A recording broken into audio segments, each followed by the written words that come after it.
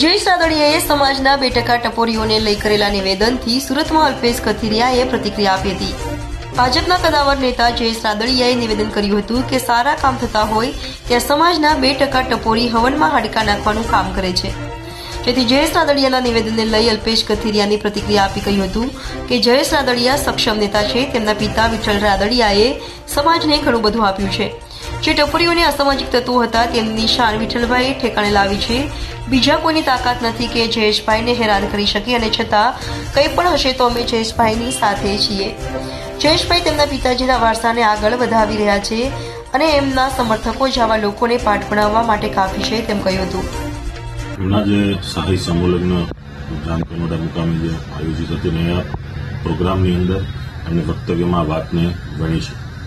આ વાતને કઈ બાબતે એમણે કીધું છે, કયા ટપોરી છે, કયા વ્યક્તિ છે, કોણ છે, એમની કોઈ સ્પષ્ટતા નથી કે પણ આવા કોઈ પણ ટપોરીઓ હોય કે કોઈ પણ વ્યક્તિ હોય જયેશભાઈ કે રાદડિયા પરિવારની સામે એ વિસ્તાર કે સમગ્ર ગુજરાતમાં કોઈ પણ પ્રકારની પ્રવૃત્તિ સાથે લેવામાં નથી આવતી અને સાથોસાથ આવા ટપોરીથી એમને કોઈ ફેર પણ નથી પડતો.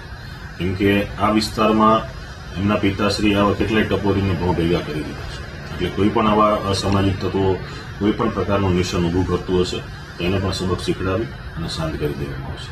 અલ્પેશભાઈ, આપ પણ આજે વિઠ્ઠલભાઈ પ્રત્યે ઘણા વફાદાર રહ્યા છો અને એમનું માર્ગદર્શન પણ મેળવ્યું છે.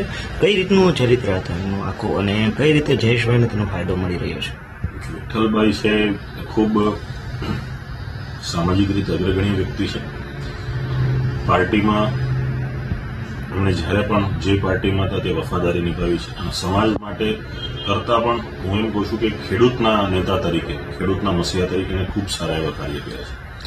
જ્યાં આપણા પવિત્ર ધામો છે ત્યાં ગુજરાત બહાર પણ પવિત્ર ધામો છે, સૌરાષ્ટ્રમાં ગુજરાતમાં પવિત્ર ધામો છે ત્યાં ભવન બનાવવા લોકોની વ્યવસ્થા કરવી અને એના સૌરાષ્ટ્રમાં કહેવત હતી કે એમના ડેલે ગયેલો વ્યક્તિ ક્યારેય ખાલી હાથે પાછો ન આવે. કોઈ પણ કામ લઈને જાય કામ કરવા વફાદાર હતા અને એમના વંશજો તરીકે જ્યારે લલિતભાઈ, લાલાભાઈ, જયેશભાઈનું નેતૃત્વ કરી રહ્યા છે વિસ્તારમાં અને ત્યાં કોઈ પણ પ્રકારની તકલીફો હશે તો અમે સદાયની માટે એમની સાથે રહીશું અને આ પરિવારે એક સમાજને નહીં સમગ્ર ગુજરાતીઓને ઘણું બધું આપ્યું છે ત્યારે અમારી જવાબદારી બને છે અને કર્તવ્ય પણ બને છે.